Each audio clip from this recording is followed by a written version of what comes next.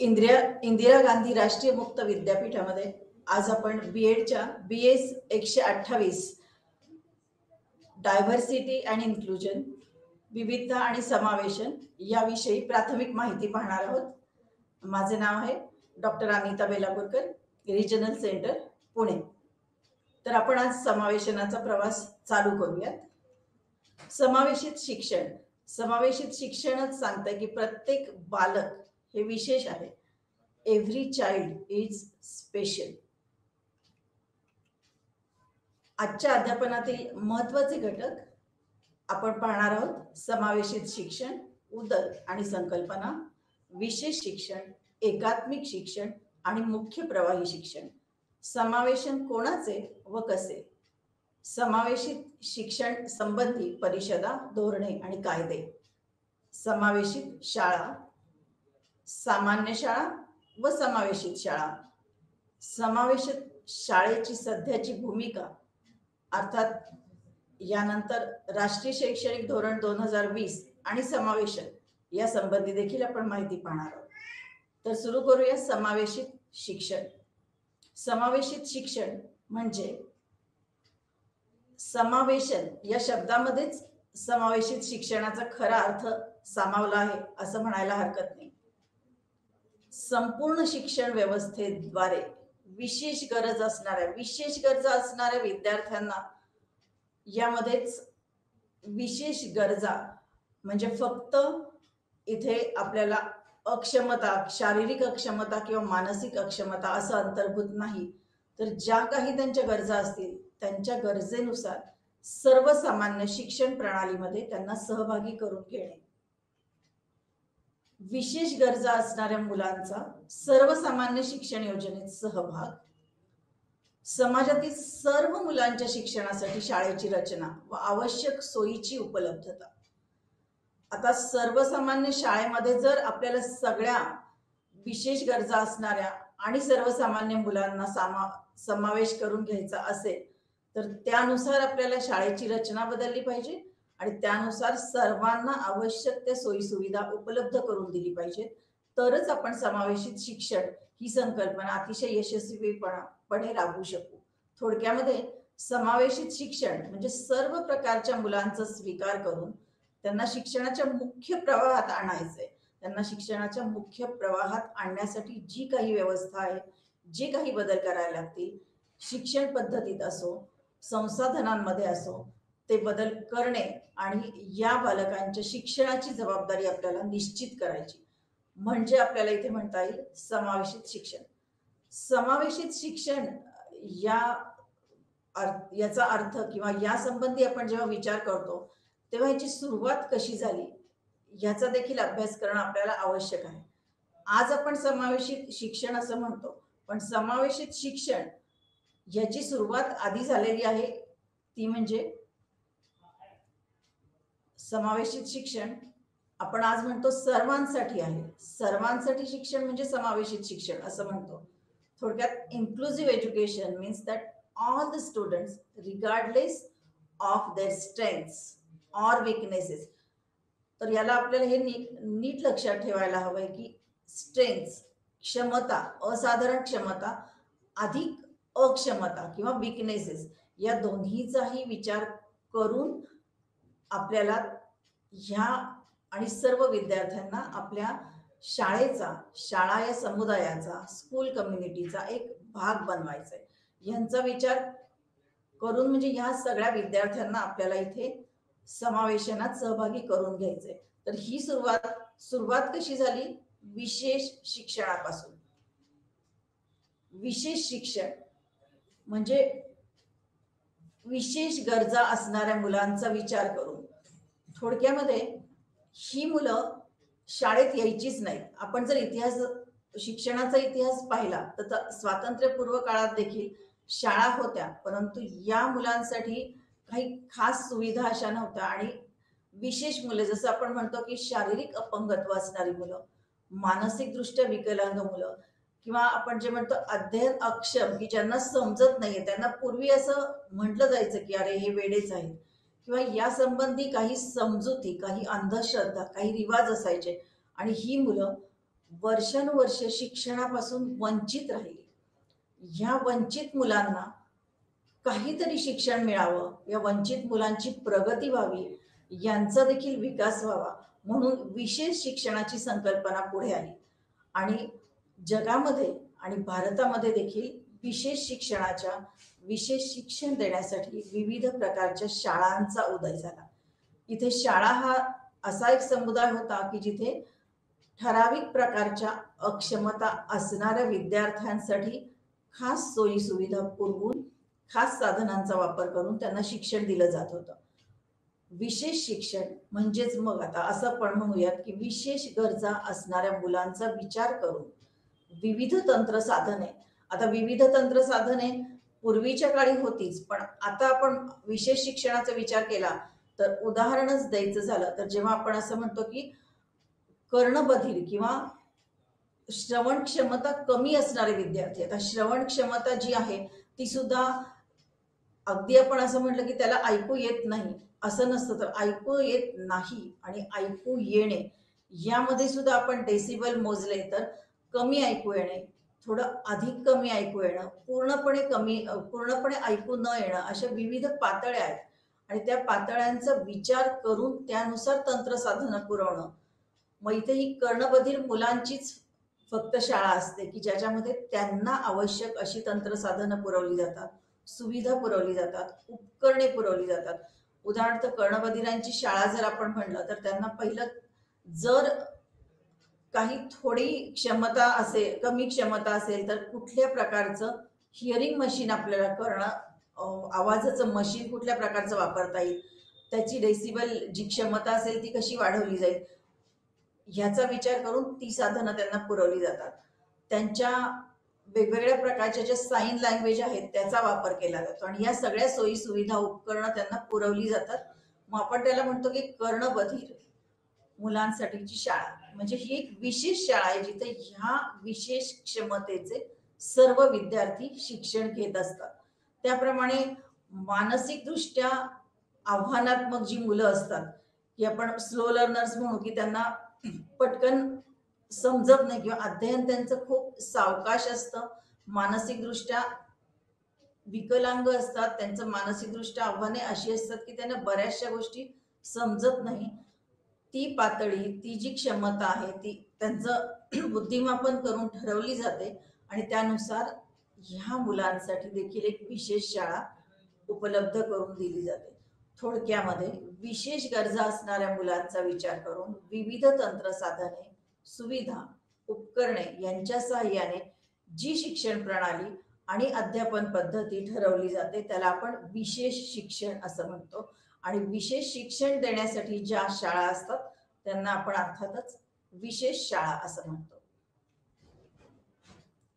या विशेष शाळेपैकी एक शाळा तुम्हाला सांगायला किंवा दाखवायला आवडेल, ही म्हणजे इन्स्टिट्यूट नॅशनलिस्ट इन फ्रान्स मधली एक आपण पहिली विशेष शाळा असं म्हणू शकतो.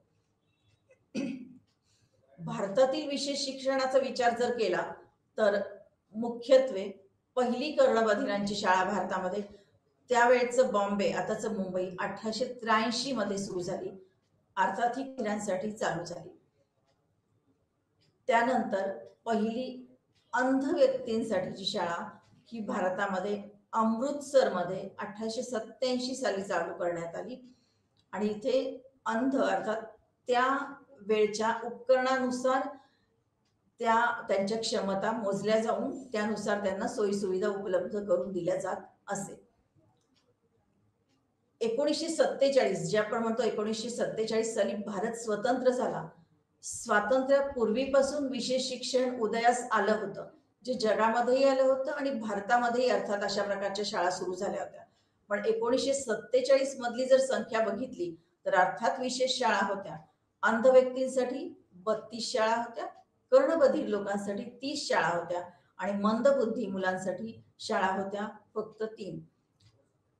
हा विचार केला तर अजूनही आपण 3% समाजाचा हिस्सा हा वेगवेगळ्या अक्षमता असणाऱ्या मुलांसाठी या बालकांचा असतो आणि अशा परिस्थितीत अजूनही आपण या बाबतीत मागे आहोत की अजूनही आपण त्यांना सोयी सुविधा म्हणाव्या अशा पुरवू शकत नाही. मग हे फक्त विशेष शिक्षणामुळे शक्य आहे का, शक्य होणार आहे का, ह्याचा विचार होऊ लागला. आणि विशेष शिक्षण किती मुलांना आपण देऊ शकतो, विशेष शिक्षण ही त्या मानाने खर्चिक असतं. आणि मग विशेष शिक्षण हे श्रीमंतांसाठी शिक्षण आहे का, गरीब जे आहेत, वंचित जे आहेत, ते या शाळेपर्यंत पोहोचू देखील शकतील का? शासनाने अनुदान द्यायचा विचार केला तरी शासन कुठल्या कुठल्या पातळ्यांवर अनुदान देईल, आणि त्या मानाने विशेष शिक्षण हे खूप खर्चिक समजले जाऊ लागले. आणि त्यामुळे उदयास आलं तर एकात्मिक शिक्षण. तर एकात्मिक शिक्षण म्हणजे काय, तर ठीक आहे, विशेष शाळा नाही उपलब्ध करून देऊ शकत, तर विशेष शाळा उपलब्ध करून न देता आपल्या ज्या सर्वसामान्य शाळा असतात, आपण त्यांना जनरल स्कूल्स असं म्हणतो, त्या शाळेमध्ये जर एखादं युनिट सुरू केलं असतं किंवा 2 युनिट सुरू केले की जिथं अशा विशेष मुलांसाठी विशेष खोली, विशेष व्यवस्था करू शकू, तर अशा रीतीने त्या मुलांचं शिक्षण आपण सर्वसामान्य मुलांबरोबर करू शकू. 1992 मध्ये मानव संसाधन मंत्रालयाने केंद्र प्रायोजित एकात्मिक शिक्षण योजना सर्वप्रथम सुरू केली. 1986च्या शैक्षणिक धोरणानुसार आणि 1992 मध्ये त्याचं जे पुनरावलोकन झालं त्यानुसार विशेष शिक्षणाला एक पर्याय म्हणून एकात्मिक शिक्षण योजना उदयास आली.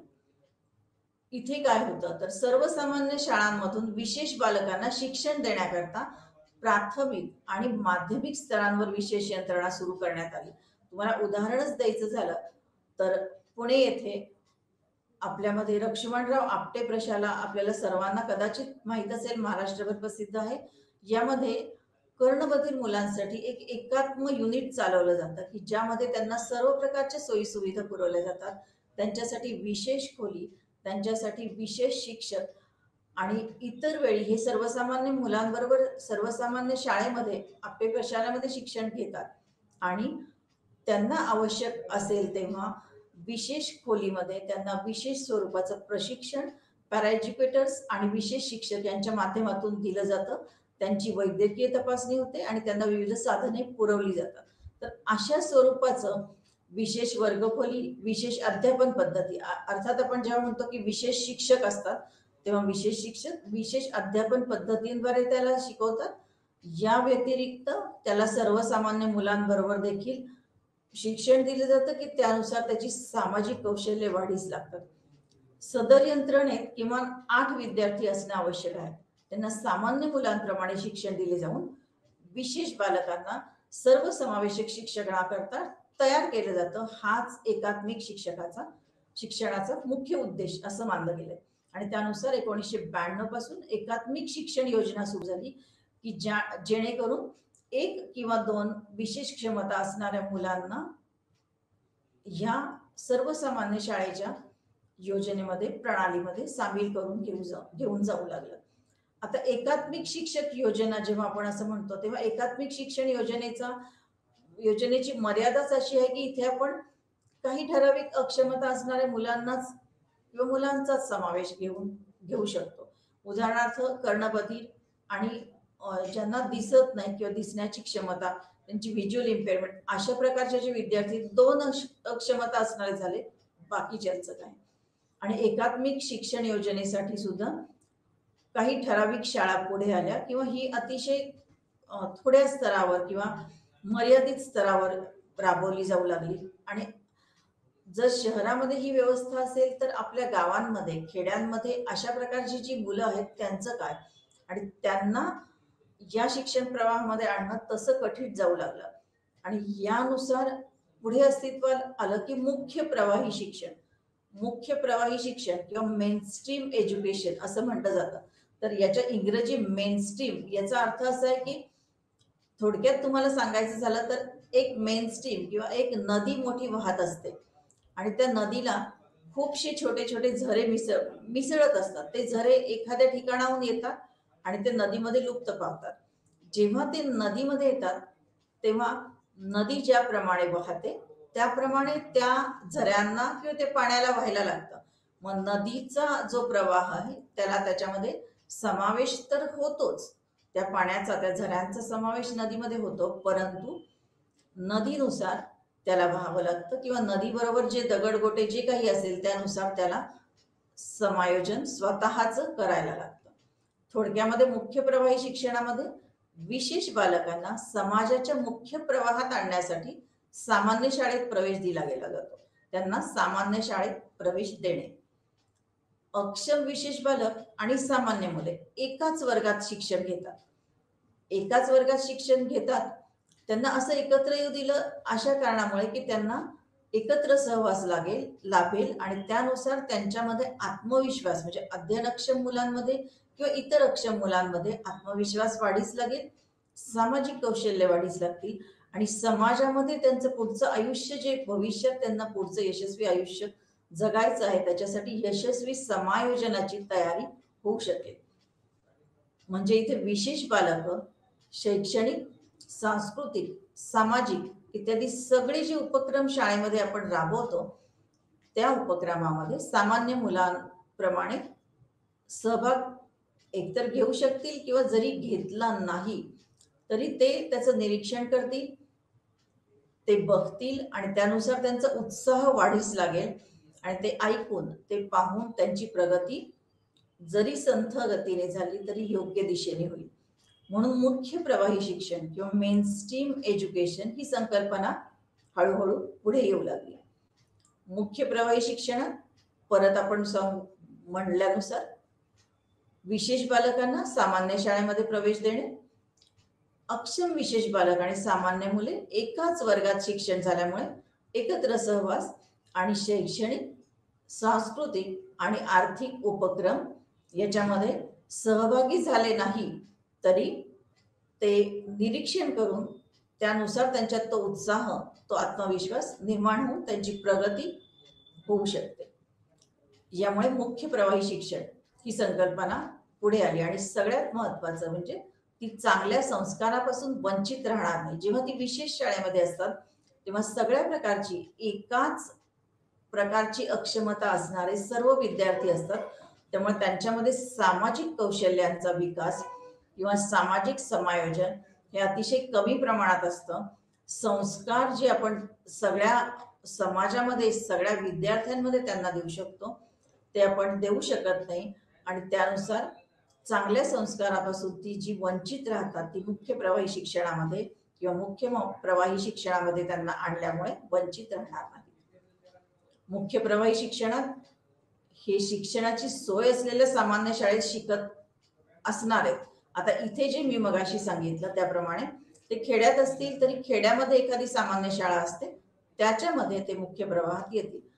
परंतु जसं मी आधी सांगितलं त्याप्रमाणे जेव्हा एखाद्या नदीला सगळे झरे त्यांचे प्रवाह मिळतात तसं मुख्य प्रवाही शिक्षणाची सोय असलेल्या सामान्य शाळेत ते शिकतील, पण त्यांना अपेक्षित त्या सोयी मिळतीलच असे नाही. उदाहरणच द्यायचं झालं तर जो कर्णबधीर एखादा मुलगा तिथे असेल तर शिक्षक सांगता येत नाही की त्याच्याकडे पाहून किंवा त्याच्याकडे पाहून ओठांच्या हालचाली करून शिकवी की त्यानुसार त्याला काहीतरी शिक्षक जे बोलतायत त्याचं आकलन होईल. सांगता येत नाही की त्याची जागा त्याला कुठल्या प्रकारे तिथे बसवायला पाहिजे याचा विचार केला जाईल. सांगता येत नाही की एखादा दृष्टिदोष असणारा विद्यार्थी कदाचित मागच्या बाकावर बसेल की त्याला ऐकूच येणार नाही आणि त्यामुळे ते जे शिक्षण चालू आहे ते जे अध्यापन प्रक्रिया शाळेमध्ये चालू आहे त्याच्यामध्ये त्याला अभिरुची उत्पन्न होणार नाही.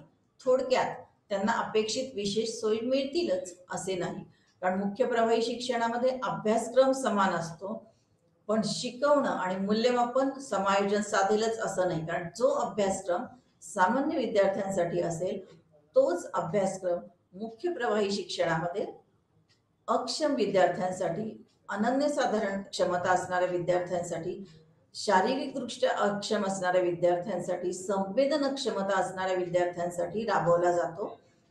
शिक्षक शिकवतात, तुम्हाला जितकं आकलन होतं तेवढं तुम्ही करून घ्या.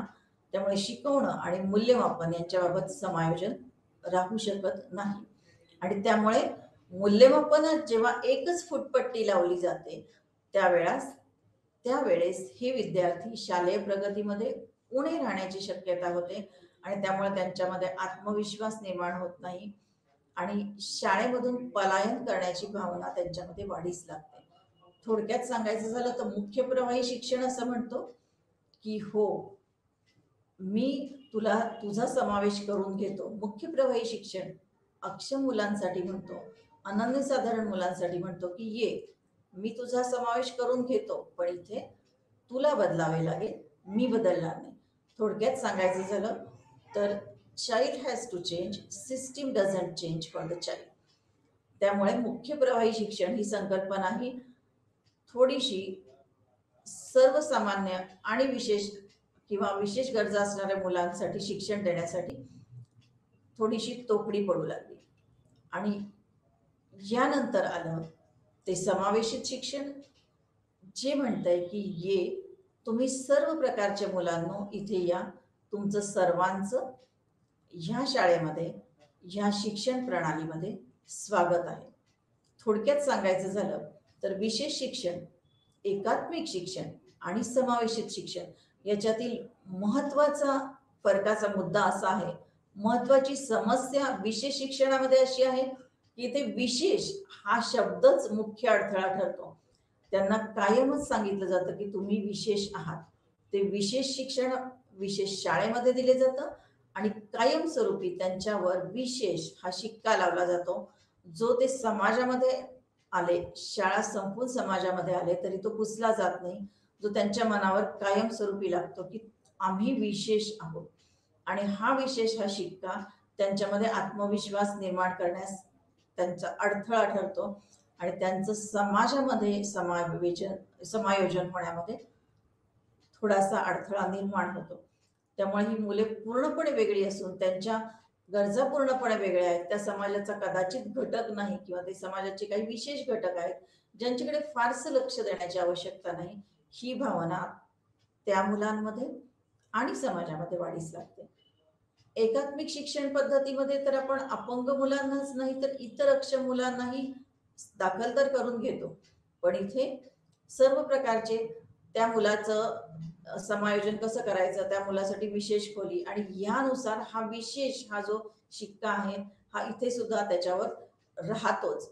आणि इथे पद्धतीवर भर दिला जात नाही तर मुलावर भर दिला जातो. So system again doesn't change, child has to change to some extent. त्यामुळे एकात्मिक शिक्षण योजना आणि एकात्मिक शिक्षण योजनेमध्ये सुद्धा आपण मध्ये पाहिल्याप्रमाणे काही ठराविक घटकांचा समावेश केला जातो, सर्वांचा नाही.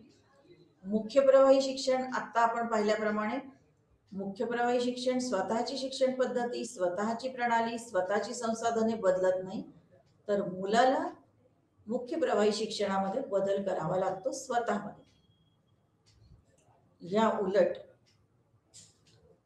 समावेशित शिक्षण म्हणतं मी सर्व विद्यार्थ्यांच्या गरजा लक्षात घेतो, जो सर्व विद्यार्थ्यांच्या गरजा लक्षात घेऊन त्याप्रमाणे विद्यार्थ्यांच्या सोयीनुसार, विद्यार्थ्यांच्या कुवतीनुसार शिक्षण पद्धती आणि संसाधनांमध्ये बदल केला जातो. System changes for a child.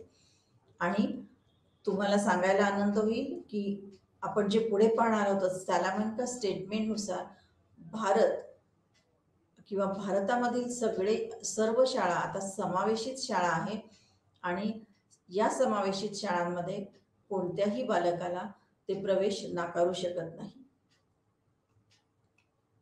तर समावेशन म्हणजे सामाजिक समावेशन, सांस्कृतिक समावेशन, सामाजिक समावेशन.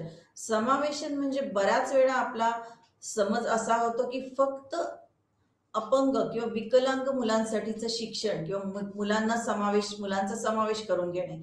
इथे जेव्हा आपण डिसॅबिलिटीज हा शब्द आणि इन्क्लुजन हा शब्द जोडतो तिथे आपल्या असं लक्षात असतं की कर्णबधिर असतील, दृष्टीदोष असणारे असतील, मानसिकदृष्ट्या विकलांग असतील, अध्ययनक्षम असतील, हे सगळे विद्यार्थी आणि त्यांचा समावेश म्हणजेच फक्त समावेशन असं नाही, तर समाजातील विविध घटकांचा विचार करून समाजातील विविध घटकांची मुलं ह्या शाळेमध्ये दाखल करून घेणं हे देखील आवश्यक आहे. सामाजिक दृष्ट्या दुर्बल घटकांचं समावेशन, सांस्कृतिक दृष्ट्या जेव्हा आपण म्हणतो की वारली किंवा आदिवासी त्यांची संस्कृती वेगळी आहे. थोडक्यात आता सुरुवात अशी झाली की त्यांच्या लिपीमध्ये पुस्तकं तयार होऊ लागली, त्यांच्या भाषेमध्ये पुस्तकं तयार होऊ लागली. हे आपण त्यांच्या समावेशनाच्या दृष्टीने पाऊल उचललेलं आहे. त्यामुळे इथे त्यांचं सांस्कृतिक समावेशन होईल, देवाणघेवाण होईल, विचारांची देवाणघेवाण होईल, संस्कृतीची देवाणघेवाण होईल आणि समावेशन अशा प्रकारे झालं तर शाळेमध्ये त्यांचं योग्य रीतीने आपण समावेशन करू शकू. आर्थिक समावेशन, जेव्हा आपण शिक्षण हक्क कायद्याचा विचार करतो तेव्हा आर्थिक समावेशन, तुम्ही ऐकलं असेल की 25% विद्यार्थी आर्थिकदृष्ट्या दुर्बल असलेल्या घटकांच्या मुलांना, पालकांना कुठल्याही प्रकारच्या शाळेमध्ये प्रवेश बंधनकारक आहे, त्यांना प्रवेश दिलाच पाहिजे. हा आता शासन नियम आहे आणि त्या दृष्टीने आर्थिक समावेशनाकडे सुद्धा आपण पाऊल टाकलेलं आहे. भाषिक समावेशन, जेव्हा आपण म्हणतो की भारत हा विविधतेने नटलेला देश आहे, भारतामध्ये विविध संस्कृती, विविध धर्म, विविध भाषा, विविध विचार यांचे लोक गुणागोविंदाने नांदत आहेत, तेव्हा अशा प्रकारचं भाषिक समावेशन देखील शाळेमध्ये आवश्यक आहे. असाधारण क्षमता असणाऱ्यांचे समावेशन, जेव्हा आपण आत्ताच म्हटलं की समावेशनात आपल्याला असं वाटतं की डिसॅबिलिटी, अपंगत्व यांचा समावेश करणे म्हणजे समावेशन, पण केवळ मानसिक अक्षमता, संवेदन अक्षमता असणारे विद्यार्थीच यांचाच विचार करायचा आहे का? तर नाही. आपल्या भारतामध्ये किंवा जगामध्ये असेही विद्यार्थी आहेत, असेही बालक आहेत की ज्यांच्यामध्ये अनन्यसाधारण किंवा असाधारण क्षमता आहेत, ते सर्जनशील आहेत, ते प्रज्ञावान आहेत. तेव्हा अशा प्रज्ञावान सर्जनशील विद्यार्थ्यांचं समावेशन शाळेमध्ये असणं किंवा करणं हे देखील समावेशनच आहे. असाधारण क्षमता असणाऱ्यांचे समावेशन, त्यानंतर आपण म्हणू की अक्षमता असणाऱ्यांचे समावेशन. आता अक्षमता असणाऱ्यांचे समावेशन म्हणजे इथे संवेदन अक्षमता, शारीरिक अक्षमता, मानसिक अक्षमता या सगळ्यांचा समावेश होईल. थोडक्यात समावेशन जेव्हा आपण म्हणतो तेव्हा समावेशन ह्या सर्व घटकांचं, या सर्व स्तरावरील बालकांचं असणं म्हणजेच यशस्वी समावेशन असा याचा विचार आहे. आता इथे जेव्हा आपण म्हणतो अक्षमता तेव्हा विचार करा संवेदन अक्षमता, शारीरिक अक्षमता आणि बौद्धिक दृष्ट्या आव्हानात्मक विद्यार्थी. आता संवेदन अक्षमता जेव्हा आपण म्हणतो तेव्हा दृष्टीदोष असणारे किंवा आपण म्हणतो की आपल्याला 5 ज्ञानेंद्रिय आहेत ज्याद्वारे आपल्याला ज्ञान प्राप्त होतं, त्याच्यातील सर्वात महत्वाचं इंद्रिय म्हणजे आपला डोळा, आपले चक्षु आणि आपले कर्ण. काही असे असतात की ज्यांना ऐकू येत नाही, कमी ऐकू येतं किंवा दिसत नाही, कमी दिसतं. हे सगळे विद्यार्थी म्हणजे संवेदन दृष्ट्या अक्षम, संवेदन अक्षमता असणारे विद्यार्थी, दृष्टीदोष असणारे विद्यार्थी आणि कर्णदोष असणारे विद्यार्थी. शारीरिक अक्षमता, अस्थिव्यंग असणारे विद्यार्थी किंवा सेरेब्रल पाल्सी. बौद्धिकदृष्ट्या आव्हानात्मक विद्यार्थी, मानसिकदृष्ट्या आव्हानात्मक विद्यार्थी, जिथे आपण म्हणतो मतिमंद विद्यार्थी, प्रज्ञावान विद्यार्थी. याच्या मधला स्तर अर्थात असतो सर्वसामान्य विद्यार्थी, काही स्लो लर्नर्स असतात आणि त्यानंतर मतिमंदत्वाकडे आपण वळतो. अध्ययन क्षमता असणारे विद्यार्थी, अध्ययन क्षमता असणारे विद्यार्थी, जेव्हा आपण अध्ययनक्षम असं म्हणतो तेव्हा आपल्या समोर काही चित्रपटांची नावं येतात. तारे जमीन पर म्हणतो आपण, दृष्टीदोष असणारे किंवा कर्णदोष असणारे म्हणतात तेव्हा ब्लॅक नावाचा सिनेमा आठवतो. अध्ययनक्षम विद्यार्थी म्हणजेच जेव्हा ज्याचं तुम्ही जिथे चर्चेस सुरुवात झाली त्या सिनेमाप्रमाणे असं आपण म्हणूया डिसलेक्सिया, वाचन दोष असणारे, डिस्ग्राफिया, लेखन दोष असणारे, डिस्कॅल्क्युलिया, गणितीय दोष असणारे, त्यानंतर स्वमग्न किंवा ऑटिस्टिक विद्यार्थी आणि attention deficit hyper activity disorder ADHD विद्यार्थी, हे सर्व आव्हानात्मक विद्यार्थी आहेत. आणि या सर्वांचा आपल्या सर्वसामान्य शाळेमध्ये आपल्याला समावेश करून घ्यायचा आहे, त्यांचं आपल्याला समावेशन करायचंय. मग समावेशित शिक्षणाची वैशिष्ट्ये आपल्याला काय सांगता येतील? तर सामान्य शाळेत सर्व मुलांना प्रवेश दिला जातो, सर्व मुलांच्या गरजांचा विचार करून अध्यापन केलं जातं,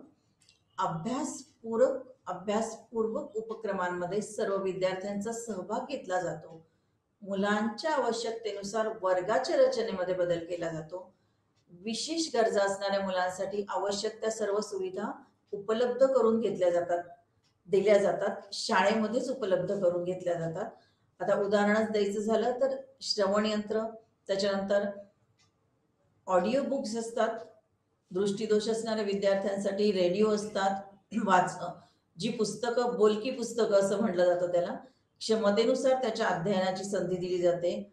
पालक आणि शिक्षकाची भूमिका सहकार्याची असते. थोडक्यात पालकांचा आणि शिक्षकांचा समावेशनाकडे पाहण्याचा दृष्टिकोन हा सकारात्मक असतो. त्यामुळे जी विशेष गरजा असणारी मुले असतात ती शिक्षणापासून वंचित राहत नाही, हा सगळ्यात महत्वाचा मुद्दा आहे किंवा समावेशित शिक्षणाचं हे सर्वात महत्वाचं वैशिष्ट्य आहे. आणि समावेशित शिक्षणाचा फायदा विशेष मुलांना तर होतोच होतो, परंतु सामान्य मुलांना देखील होतो. सामान्य मुलं आणि विशेष मुलं यांच्यात मित्रत्वाचे संबंध प्रस्थापित होतात.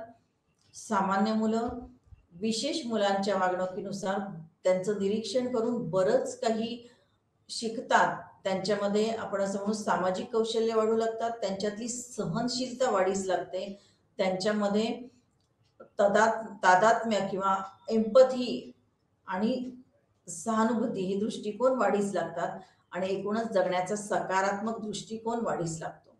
त्यामुळे समावेशित शिक्षणामध्ये सर्व प्रकारचे विद्यार्थी, सर्व प्रकारची साधन संपत्ती, सर्व प्रकारच्या सोयीसुविधा, आपण जेव्हा दोन वेगवेगळी सुविधा म्हणतो, physical resources and human resources, भौतिक सुविधा आणि मानवी सुविधा, मानवी संसाधनांचा वापर करून, उपलब्ध करून समावेशन यशस्वी केले जाते. हे समावेशित शिक्षणाचं प्रमुख वैशिष्ट्य आहे. आता हे समावेशित शिक्षण विशेष शिक्षणापासून सुरू होऊन कुठल्या कुठल्या परिषदा, कुठली धोरणं आणि कायदे या संबंधी झाले, त्यातील काही महत्वाचे जर आपण विचार केला तर सर्वात महत्वाचा मानवी हक्क जाहीरनामा 1948, आंतर अमेरिकी परिषद अपंग विरोधी सर्व प्रकारच्या भेदांचे निर्मूलन, अर्थात समावेशनाची सुरुवात किंवा समावेशिक शिक्षणाची सुरुवातच मुळी विशेष शिक्षणापासून झाली. त्यामुळे सुरुवातीचे कायदे अपंग विरोधी, भेदांचे निर्मूलन, अपंगांसाठी सुविधा यानुसार सुरुवातीचे कायदे होते. 1993 सालामंका स्पेन परिषद आणि निवेदन 1994 या संबंधी आपण अधिक माहिती पाहू, कारण या सालामंका परिषदेपासूनच समावेशित शिक्षणास अधिक चालना मिळाली. आफ्रिकन परिसंवाद 1999, इथे विकास म्हणजेच सर्व विद्यार्थ्यांचा विकास, सर्व विद्यार्थ्यांचा सहकार आणि अक्षमता असण्यास त्यांच्या अक्षमते विरुद्ध लढा देणे, त्यांचा समावेश करणे. Beijing declaration of rights of people with disabilities 2000, त्यानंतर डिक्लेरेशन ऑफ क्युबेक 2001, थोडक्यामध्ये disability rights global concern conference London, G8 commitment to inclusion 2002 सालचा, European era of disabled person 2003, Cochin declaration 2003, Dakar framework for action 2000. एकूण पाहिलं तर जगभरातील सर्व देशांमध्ये या संबंधी दृष्टिकोन, या संबंधी चळवळी, या संबंधी परिषदा होऊ लागल्या आणि या संबंधी जागरूकता वाढीस लागली आणि ह्याचाच परिपाक पुढे विशेष शिक्षणापासून एकात्मिक शिक्षणाकडे, एकात्मिक शिक्षणापासून मुख्य प्रवाही शिक्षणाकडे आणि मुख्य प्रवाही शिक्षणापासून आपण समावेशनाकडे वळलो. त्या संबंधी काही महत्वाचे जाहीरनामे किंवा परिषदा, यातील एक मानवी हक्क जाहीरनामा 1948, संयुक्त राष्ट्र आमसभेच्या दिनांक 10 डिसेंबर 1948 रोजी हा मानवी हक्क जाहीरनामा संमत केला गेला. कायद्यानुसार सगळे माणसं सारखे, त्यामुळे तरतुदी असं सांगतात की सर्व मानव जन्मजात स्वतंत्र आणि समान आहेत. त्यांचे जात, सत्ता, संपत्ती, धर्म, राजकीय प्रभाव, वंश, वर्ण यानुसार भेदभाव केला जाणं अजिबात लागू नाही किंवा असा भेदभाव केला जाणार नाही. प्रत्येक व्यक्तीला जगण्याचा, स्वातंत्र्याचा, संरक्षणाचा अधिकार आहे. सर्व लोक कायद्यासमोर समान आहेत. कायद्याचं उल्लंघन झालं तर न्याय सर्वांना समान आहे, न्याय मागितला जाऊ शकतो. आणि सगळ्यात महत्वाचं म्हणजे बालपण हा एक विशेष कालखंड असतो. आणि बालकांना सर्व परीने सामाजिक संरक्षण, सर्व प्रकारचं संरक्षण मिळण्याचा त्यांना अधिकार आहे. थोडक्यात सगळे मानव एक आहेत आणि त्यांच्यावर कुठल्याही प्रकारचा भेदभाव केला जाऊ नये आणि बालकांचं सामाजिक विकसन याच्यानुसार मानवी हक्क जाहीरनाम्यामध्ये तरतुदी केल्या गेल्या. त्यानंतर सालामनका स्पेन इथली परिषद, की जी अतिशय महत्वाची परिषद, इथे 92 देशांचे प्रतिनिधी हजर होते, ज्याच्यामध्ये भारत हा एक होता. 25 आंतरराष्ट्रीय स्वयंसेवी संस्था यांचा सहभाग होता आणि या महत्वाच्या तरतुदी प्रत्येक बालकाला मूलभूत शिक्षणाचा हक्क आहे. प्रत्येक बालकामध्ये व्यक्तिभिन्नता आहे. जेव्हा आपण समावेशित शिक्षण म्हणतो तेव्हा समावेशित शिक्षणाचा पायाच विविधतेवर आधारित आहे. Inclusive education welcomes diversity in child. व्यक्तिभिन्नता याचा स्वीकार समावेशनामध्ये केला जातो. शिक्षण व्यवस्थेने बालकाच्या विविधपूर्ण वैशिष्ट्यांचा विचार केला पाहिजे. सर्वसामान्य शाळेत प्रवेश दिला पाहिजे. समावेशित शाळा प्रणाली हीच खरी प्रभावी प्रणाली आहे आणि त्याचं सगळ्यांनी स्वागत केलं पाहिजे. शैक्षणिक संस्था समावेशित करण्यावर शासनाने भर देणं आवश्यक आहे. कायदे आणि धोरणांमध्ये समावेशित तत्वांचा स्वीकार अतिशय आवश्यक आहे, की जेणेकरून अशा स्वरूपाचे कायदे होऊन समावेशनास चालना मिळेल आणि विशेष बालकांचे पालक आणि स्वयंसेवी संस्था यांनी शाळेतल्या व्यवहारात शालेय शिक्षण प्रणालीमध्ये सहभागी होणे अत्यंत आवश्यक आहे. आणि इथूनच समावेशन चांगल्या रीतीने किंवा यशस्वी रीतीने सुरुवात झाली. आणि सगळ्यात महत्वाचं म्हणजे विशेष बालकांच्या अध्यापकांसाठी विशेष शिक्षक प्रशिक्षणाची व्यवस्था करणे आवश्यक आहे आणि व्यावसायिक शिक्षणाचा समावेशित शिक्षणामध्ये करावा हे देखील इथं सांगितलं गेलं. आता भारतामधील धोरणे आणि कायदे यांचा आपण जर विचार केला तर महत्वाचे, अर्थात आपण person with disability act PWD किंवा अमेरिकेतला IDEA इंडिव्हिज्युअल्स डिसॅबिलिटी ऍक्ट याचा विचार इथं खास करून केला नाही, कारण ही अक्षम किंवा अध्ययनक्षम किंवा शारीरिक अक्षम विद्यार्थ्यांसाठी सुरुवातीला कायदे करून मग समावेशनामध्ये आपण समावेश केला, पण त्यामुळेच खरी चालना मिळाली. तरी देखील इथे आपण विचार करणार आहोत तो सर्वात महत्वाचा भारतीय शिक्षण आयोग 6466, राष्ट्रीय शैक्षणिक धोरण 1986. इथे एकात्मिक शिक्षणाची सुरुवात झाली, जी आपण मगाशी म्हटल्याप्रमाणे 1992 मध्ये त्याचे पुनरावलोकन झालं आणि एकात्मिक शिक्षण गट युनिट सुरू झाले.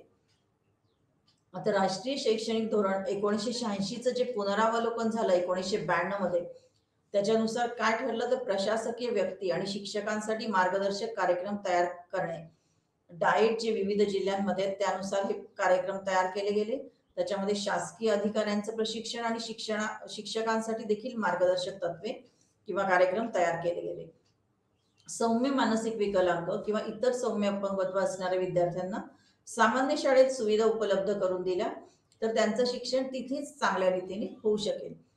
1992 नुसार शिक्षणामधील 3 अत्यावश्यक घटक, शिक्षणात सार्वत्रिक नोंद विद्यार्थ्यांची, त्यानंतर 14 वर्ष वयापर्यंत असलेल्या मुलांची सार्वत्रिक नोंदणी करावी आणि त्यांना जवळच्या शाळेमध्ये प्रवेश मिळवून द्यावा. सर्व मुलांना त्यांच्या अध्ययन पातळीपर्यंत पोहोचू शकण्यासाठी शिक्षणाच्या गुणवत्तेमध्ये सुधारणा करावी. त्यानंतर अतिशय महत्वाचं जे आलं ते सर्व शिक्षा अभियान. आपण सगळ्यांनीच याबद्दल खूपसं काही ऐकलेलं आहे. ते म्हणतं की सारे शिकूया, आपल्याला शिकायचंय. सर्व शिक्षा अभियानामध्ये 6 ते 14 वयोगटातील सगळ्या मुलांची शाळेत नोंदणी, त्यानंतर प्राथमिक आणि उच्च माध्यमिक स्तरावर लिंगनिहाय किंवा इतर सर्व सामाजिक स्तरावरील दरी भरून काढण्याचा प्रयत्न. सगळ्यात महत्वाचं लिंगनिहाय, कारण अजून सुद्धा आपण म्हटलं तर ज्या घरामध्ये शिक्षणासाठी एकालाच कोणाला तरी जाणं शक्य असतं त्या घरामध्ये आधी मुलाला पाठवलं जातं, मुलीला घरीच ठेवलं जातं. मुलीला घरी ठेवण्याची असंख्य कारणांपैकी हे देखील एक कारण. त्यामुळे हा भेदाभेद टाळणे, सामाजिक भेदाभेद, सांस्कृतिक भेदाभेद हे सगळं टाळून ती दरीची भरून काढायची. 2010 पर्यंत शिक्षणाचं सार्वत्रिकीकरण करणे हा सर्व शिक्षण अभियानाचे काही ठळक उद्दिष्ट होती. आणि केवळ प्राथमिक शिक्षण नाही तर गुणवत्ता निहाय समाधानकारक प्राथमिक शिक्षण देणं. त्यानंतर आला शिक्षण हक्क कायदा 2009, ज्याच्यामध्ये 2016 मध्ये बदल केले गेले. सर्वप्रथम हा कायदा काय सांगतो याच्याविषयी आपण जाणून घेऊयात. बालकांना मोफत व सक्तीच्या शिक्षणाचा हक्क अधिनियम 2009. सगळ्यात महत्वाचा म्हणजे बालकांना, मग तो मुलगी असो किंवा मुलगा, तो समाजाच्या कुठल्या घटकातून आलाय याचा विचार केला गेला जाणार नाही. साखर शाळांमधील मुलं, पालावरची मुलं, वेठबिगारांची मुलं, मजुरांची मुलं, कामगारांची मुलं, या सगळ्यांना जी शाळेबाहेर आहेत, शाळा बाह्य आहेत, त्या सगळ्यांना मोफत आणि सक्तीचं शिक्षण पुरवणं ही शासनाची जबाबदारी आहे, ही समाजाची जबाबदारी आहे. आणि त्यानुसार बालकांना मोफत आणि सक्तीच्या शिक्षणाचा हक्क अधिनियम 2009 आला, ज्यानुसार आता आपण जे म्हणतो की हा अधिनियम 6 ते 14 वर्षे वयोगटातील बालकांसाठी शिक्षण हा मूलभूत हक्क असल्याचे मान्य करण्याबरोबरच असं सांगतो की प्राथमिक शाळेसाठीच्या काही किमान अटी आहेत. तर याच्यातली महत्वाची 2009 नंतर 2016 पासून जे इम्प्लिमेंट झालं, आपण म्हणतो की सर्व खासगी शाळांमध्ये गरीब कुटुंबामधील बालकांसाठी 25% जागा आरक्षित ठेवणे बंधनकारक आहे. सर्व खासगी शाळांमध्ये, केवळ सरकारी शाळांमध्ये नाही, मग ती कुठल्याही स्तरातील असो, असं म्हणायला लागेल कॉन्व्हेंट शाळा असो, सीबीएसई बोर्डाची असो, कुठल्याही प्रकारच्या शाळेमध्ये जी केवळ सधन मुलांसाठी अशी शाळा, जसं आपण डून स्कूल्स म्हणतो, काही वेगळ्या स्तरावरील मुलांसाठी शाळा, हा काहीही विचार न करता प्रत्येक शाळेमध्ये आर्थिक दृष्ट्या दुर्बल घटकांमधील बालकांसाठी 25% जागा आरक्षित ठेवणं बंधनकारक आहे. खासगीमध्ये सार्वजनिक भागीदारीनुसार शासनाकडून त्याची नुकसान भरपाई प्राप्त. हा हक्क अधिनियम, हा कायदा राज्यातील सर्व शाळांसाठी बंधनकारक आहे. सर्व बिगर मान्यता प्राप्त शाळांमध्ये प्रवेशासाठी बालक अथवा पालकाची मुलाखत, डोनेशन किंवा कॅपिटेशन शुल्काची तरतूद करण्यास अथवा अशा प्रकारचे शुल्क आकारण्यास मनाई आहे. कारण सर्व बालकांना मोफत आणि सक्तीच्या शिक्षणाचा अधिकार आहे. शिक्षण हक्क कायदा 2009 नंतर प्राथमिक शिक्षणामध्ये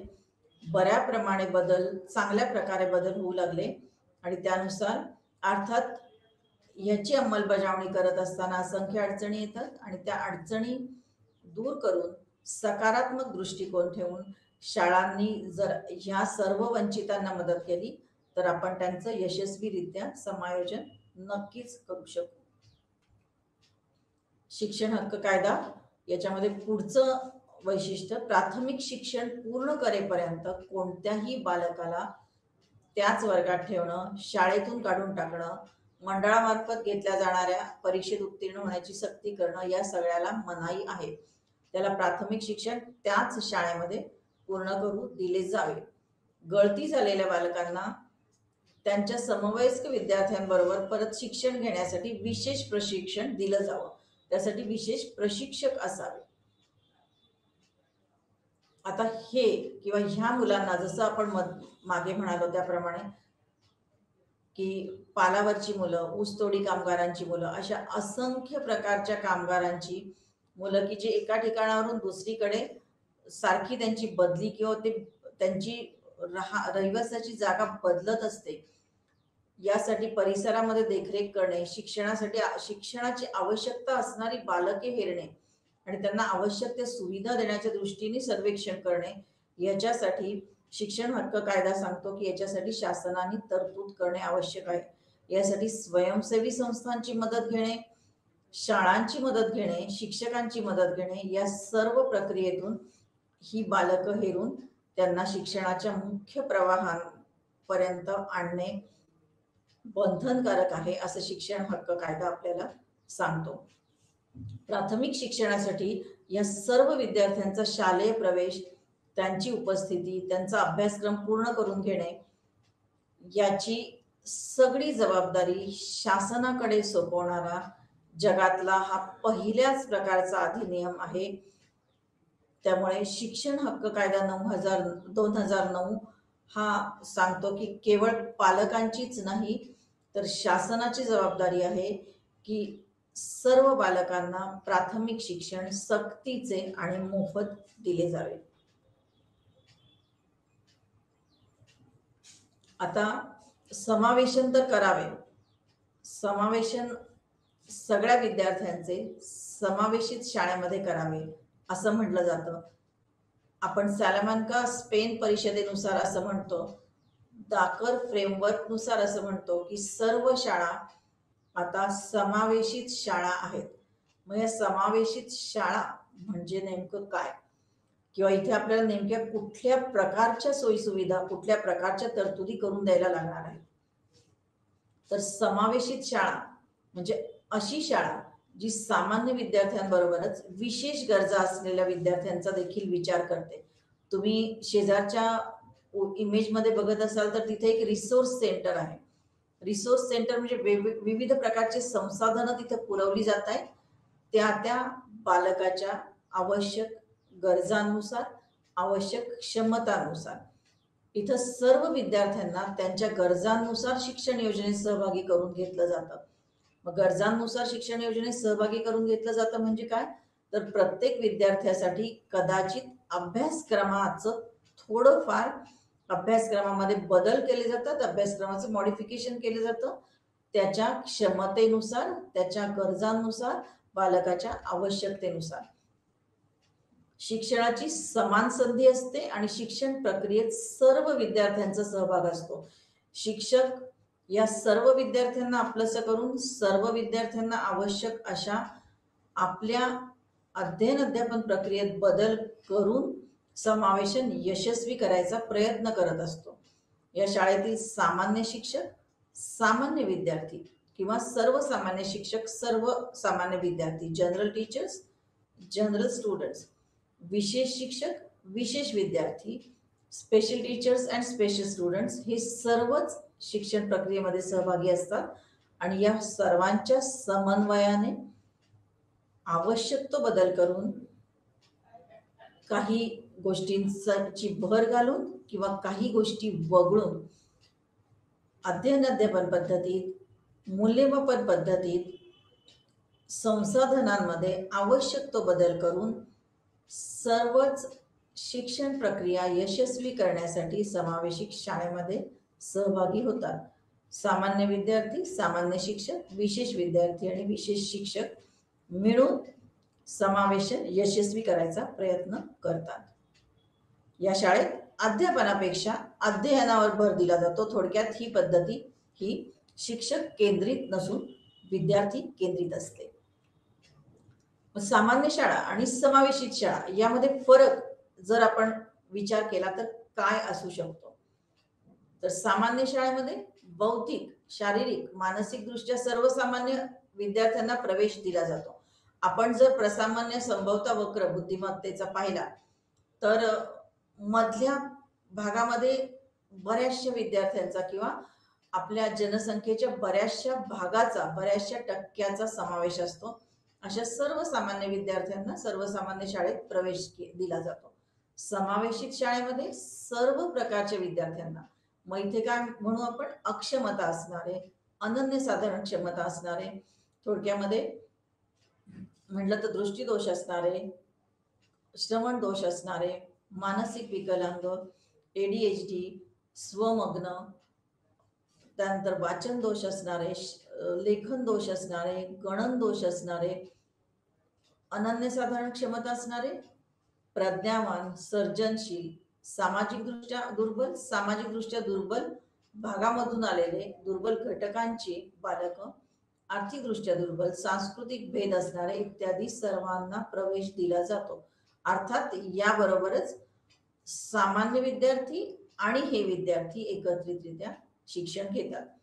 या शाळेतील शिक्षकांना फक्त सर्वसामान्य विद्यार्थ्यांना कसं शिकवायचं याचं प्रशिक्षण दिलं असतं, जो रेग्युलर आपला अध्यापनाचा कोर्स असतो किंवा अभ्यासक्रम असतो.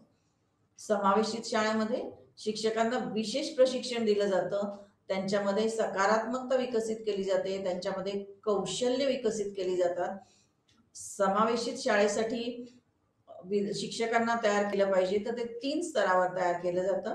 त्यांचं ज्ञान, समावेशनाचं ज्ञान, समावेशनासंबंधी सकारात्मक दृष्टिकोन आणि समावेशनास आवश्यक असणारी कौशल्ये, नॉलेज, ॲटिट्यूड अँड स्किल्स. ज्ञान, त्यानंतर अभिरुची, अभियोग्यता किंवा दृष्टिकोन आणि कौशल्य त्यांना प्रशिक्षित केले जातं. शिक्षणामध्ये लवचिकता नसते. सामान्य शाळेमध्ये शिक्षणाचा एक आकृतीबंध ठरलेला असतो, अभ्यासक्रम ठरलेला असतो, पाठ्यक्रम ठरलेला असतो, अध्यापन पद्धती ठरलेली असते आणि त्याच्यात कुठलाही बदल होत नाही. या उलट समावेशित शाळेमध्ये विशेष गरज असणाऱ्या मुलांच्या क्षमता आणि गरजा लक्षात घेऊन आकृतीबंध बदल केला जातो. शिक्षण पद्धतीमध्ये लवचिकता आणली जाते. सर्वसामान्य विद्यार्थ्यांसाठी भौतिक सुविधा असतात. सामान्य शाळेमध्ये जिने असतात, लिफ्ट नसते, रॅम्प नसतो. तुम्ही जर स्वच्छतागृहांचा विचार केला तर सर्वसामान्य विद्यार्थ्यांच्या आवश्यकतेनुसार स्वच्छतागृहांची सुविधा असते. वर्गामधील बाकांची सुविधा तशाच प्रकारे असते. थोडक्यात शारीरिक, आपण जे म्हणतो की भौतिक साधन सुविधा आणि मानवी संसाधन ह्या सर्वसामान्य विद्यार्थ्यांसाठी ज्या असतात त्या असतात. समावेशित शाळेमध्ये विशेष गरज असणाऱ्या मुलांसाठी सोयी सुविधा केल्या जातात. उदाहरणार्थ रॅम्प, फर्निचर, श्रवणयंत्र, चष्मे.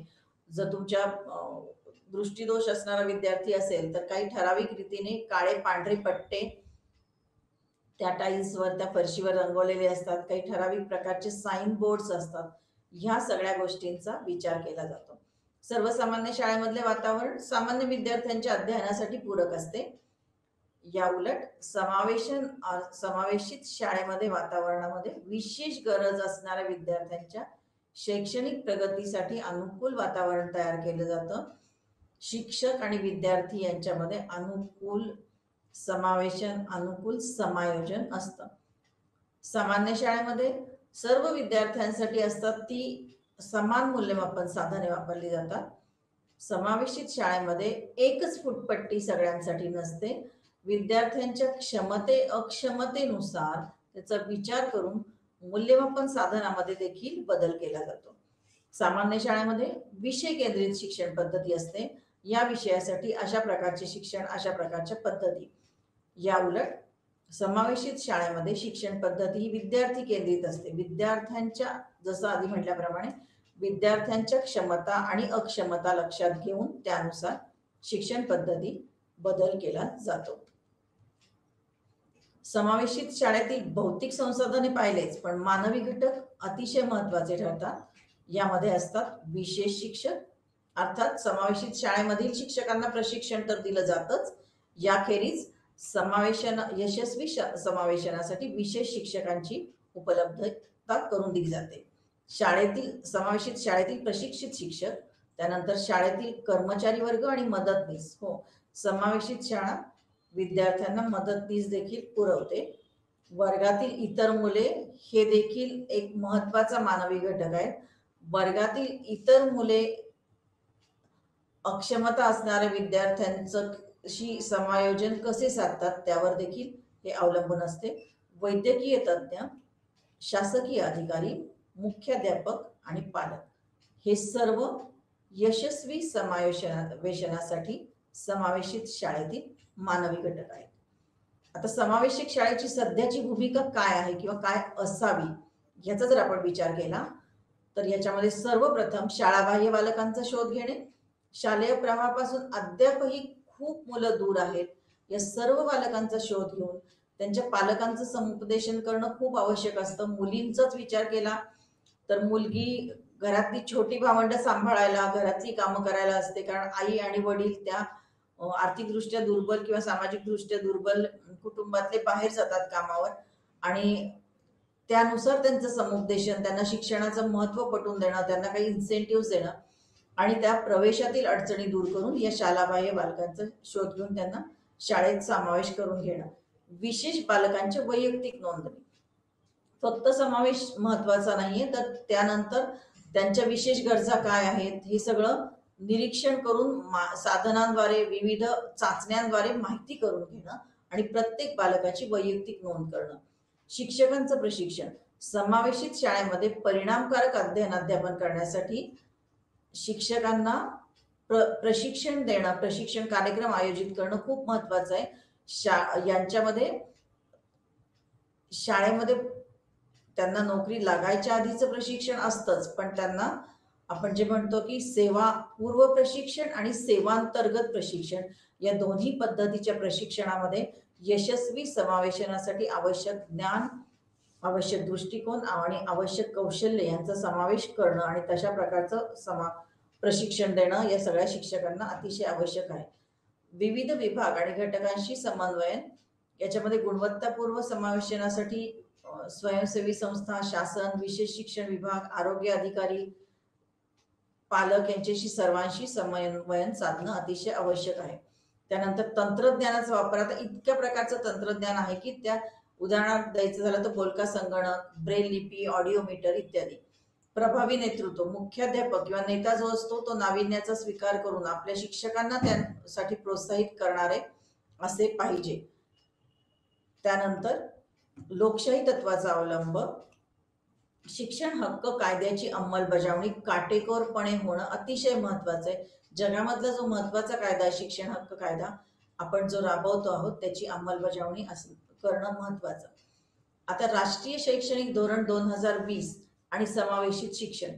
तर राष्ट्रीय शैक्षणिक धोरण आपल्याला या समावेशनामध्ये काय सांगतं, तर खूप काही सांगतं. समावेशनासाठी एक महत्वाचा चॅप्टर किंवा महत्वाचं प्रकरण आहे, परंतु आज आपण जे प्रास्ताविक समावेशित शिक्षणासंबंधी आणि माहिती घेतली त्यानुसार राष्ट्रीय शैक्षणिक धोरण नॅशनल एज्युकेशन पॉलिसी 2020 मध्ये सामाजिक आणि आर्थिकदृष्ट्या वंचित गटातील मुले आणि तरुण आणि विशेषतः मुलींवर विशेष लक्ष केंद्रित करून सर्वांसाठी समान आणि सर्व समावेशक शिक्षणाची कल्पना केली आहे. आता इथे विशेषतः मुलींवर सांगते की समावेशित शिक्षण कोणासाठी, तर we have to remove gender barrier. हे जे लैंगिक भेद अजूनही आपल्या समाजामध्ये भारतामध्ये अस्तित्वात आहे तो नष्ट करून मुलींसाठी समान आणि सार्वत्रिक शिक्षण अतिशय आवश्यक आहे. आणि राष्ट्रीय शैक्षणिक धोरण 2020 केवळ सामाजिक आर्थिक वंचित गटातील मुलं नाही तर लैंगिक भेद, भाषिक भेद, सांस्कृतिक भेद हे सर्व भेद नष्ट करून सर्वांसाठी समान आणि सर्वसमावेशक शिक्षण देणे हे जरुरीचं मानतं. सक्तीचं शिक्षण म्हणून समाविष्ट करण्यात आलेली महत्वाची आणखी बाब राष्ट्रीय शैक्षणिक धोरण सांगतं की कायद्याने साक्षर, कायद्यानुसार सर्व स्तरावरील बालक साक्षर झाले पाहिजेत. कायद्यानुसार हे बंधनकारक आहे आणि त्या दृष्टीने यशस्वी प्रयत्न करणं हे शासन आणि समाज या दोघांसाठीही बंधनकारक आहे.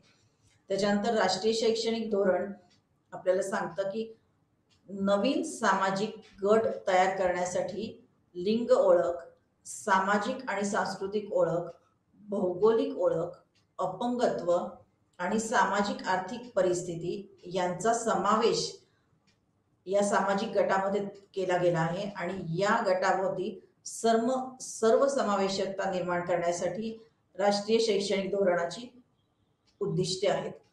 थोडक्यातच असं सांगायचं झालं तर जग बदलत चाललंय, आपणही बदलूया आणि सर्वांचं समावेशन करण्यासाठी समावेशित शाळेमध्ये सर्वांना समावेशन करून घेण्यासाठी, सर्वांचं स्वागत करण्यासाठी त्यानुसार आपण बदलणं आवश्यक आहे आणि त्यानुसार जर बदललो तरच आपलं समावेशित शिक्षण आपण अतिशय यशस्वी रीतीने राबवू शकू असं मला नक्कीच वाटतं.